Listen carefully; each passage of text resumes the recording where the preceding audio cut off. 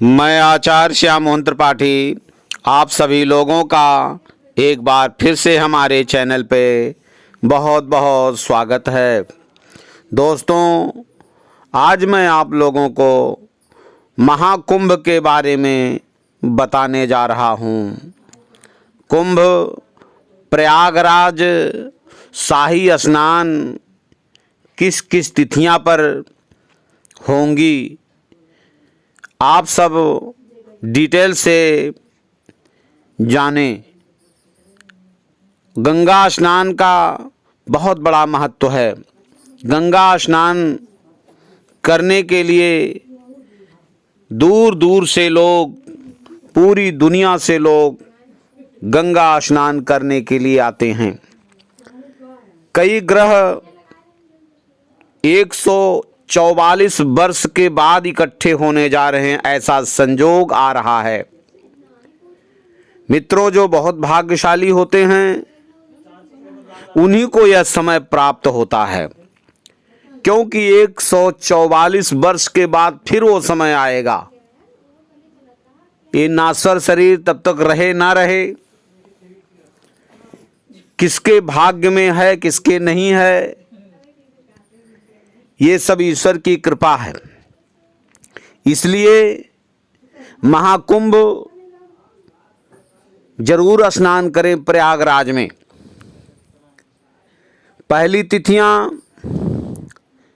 पहला तारीख 13 जनवरी सोमवार, पौष पूर्णिमा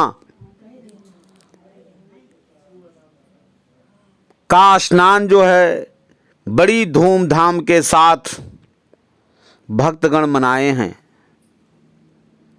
दूसरा शाही स्नान 14 तारीख दिन मंगलवार, मकर संक्रांति का स्नान लोग बड़ी धूमधाम से किए हैं। दोस्तों, गंगा पावनी गंगा हैं, जो गंगा को भागीरथ जी ले आए थे।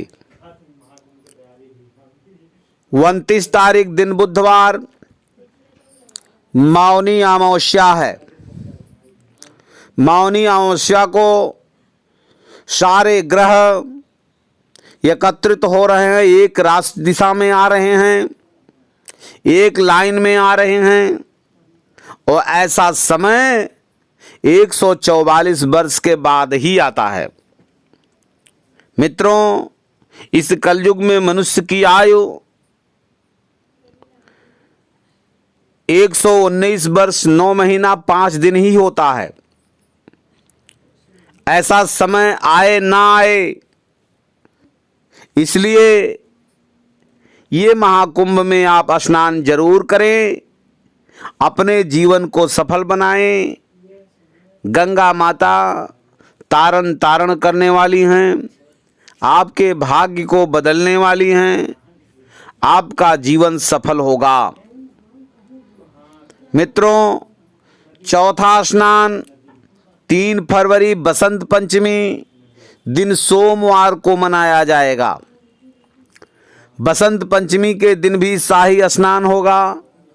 बड़ी धूमधाम के साथ विश्व से लोग आएंगे और गंगा मैया में डुबकी लगाएंगे, अपने भाव को गंगा मैया में समर्पित करेंगे और गंगा मैया आशीर्वाद देंगी, अपने जीवन को सफल बनाएंगे। 12 तारीख फरवरी बुधवार माघी पूर्णिमा है। दोस्तों, इसका नाम ही है माघी पूर्णिमा।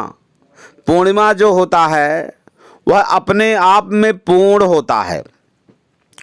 पूर्णिमा तिथि अपने आप में पूर्ण होता है, इसलिए माघी पूर्णिमा का भी विशेष महत्व है। माघी पूर्णिमा का विशेष महत्व है। जो भक्तजन माघी पूर्णिमा में गोता लगाते हैं, डुबकी लगाते हैं, वह अपने वंशजों को भी तार देते हैं। गंगा मैया का बड़ा कृपा है। पावनी गंगा हैं। देवता भी स्नान करने के लिए माघी पूर्णिमा को आते हैं। गुप्त रूप से देवता भी स्नान करते हैं।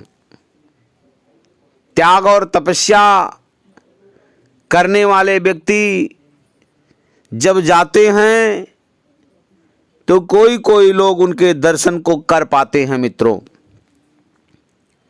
तारीख 26 फरवरी बुधवार महाशिवरात्रि है। भोलेनाथ की बड़ी कृपा होती है। जो शिवरात्रि में स्नान करता है और दान करता है तो बड़ी कृपा होती है। मित्रों, शिवरात्रि में भोलेनाथ की कृपा होती है, माँ पार्वती जी की भी कृपा होती है। जो भक्तजन स्नान करते हैं उनके जीवन में गंगा मैया बड़ी खुशहाली लाती हैं। गंगा जी को कहाँ से लाया गया? भगवान विष्णु के अंगूठे से निकली, ब्रह्मा के कमंडल में आई और ब्रह्मा के कमंडल से गंगा जी को भागीरथ जी अपने वंशज को तारने के लिए इस पृथ्वी पर लेकर के आए। ब्रह्मा जी के कमंडल से भागीरथ जी अपनी वंशजों को तारने के लिए, इस पृथ्वी पर गंगा जी को लाने के लिए बहुत त्याग और तपस्या किया, जिससे भागीरथ जी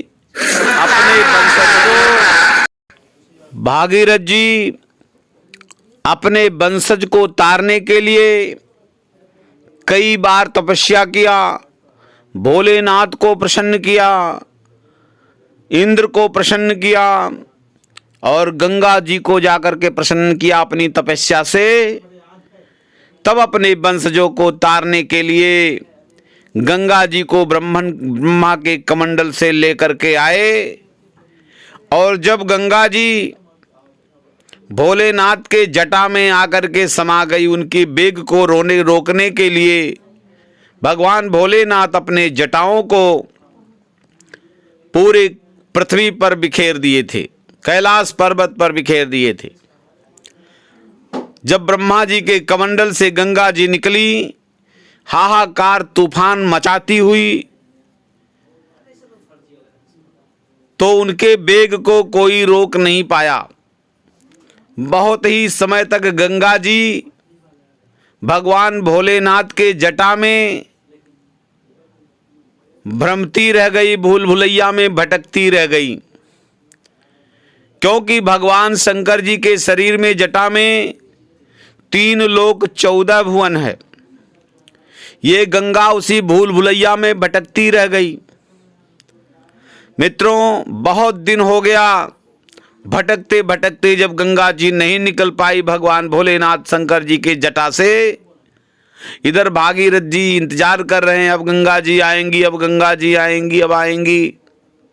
लेकिन गंगा जी भगवान भोलेनाथ के जटा में भूल भुलैया में भ्रमण करती रह गई, क्योंकि भोलेनाथ के जटाओं में ही 3 लोक 14 भुवन हैं, एक छोटी सी गंगा उसी में भटकती रह गई। तब भागीरथ जी फिर भोलेनाथ का तपस्या किया और गंगा जी को इस पृथ्वी पर अपने वंशज को तारने के लिए ले आए। जय माता दी।